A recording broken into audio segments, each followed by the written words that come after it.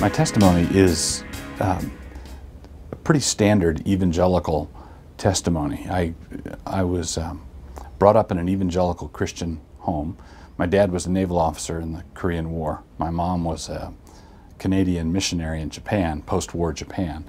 And my dad met my mom in the course of the Korean War. And I was born in 1953 in San Diego. My dad left the Navy after the war and went to work for Officers Christian Union, now Officers Christian Fellowship. And so they were part of the post-war evangelical world, conservative evangelicalism, and we're very consistent Christians. When I was 4 years old, I was in a conversation with my mom and told her I wanted to become a Christian. And she explained the gospel to me, prayed with me. And the reason I know that, I have a vague recollection of it. I remember there was a tiled floor. We were in the basement. I remember there was a tiled floor. I remember that. But my mom wrote it down. She had this conversation with me, explained the gospel to me, and wrote it down. And I grew up knowing and believing that Jesus Christ is Lord. He rose from the dead. So that was never a question or up for grabs or anything like that. As I was growing up in evangelical circles, I grew up in a conservative Arminian, Southern Baptist world where invitations were given at the conclusion of every service.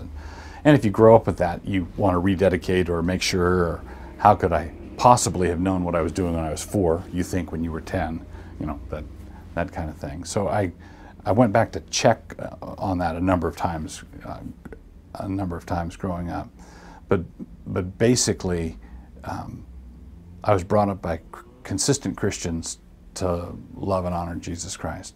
So that would be the testimony. But and did what I thought was necessary to do in that experience growing up as a Christian evangelical kid. I joined the Navy when I was 17, and when I went into the Navy, I went off, left my home. The U.S. Navy, it may have changed since, but at the time it wasn't a bastion of righteousness. It wasn't set up to help young men with their Christian walk, and so when I left home and spent my hitch in the submarine service, it was at that time that I had to say, okay, this faith that I grew up with, it's got to be mine, or it's not going to fly at all. I've got to own it for myself. And so I remember having to learn how to walk by myself, stand by myself when I was in the Navy. So that would be the basic outline of my testimony.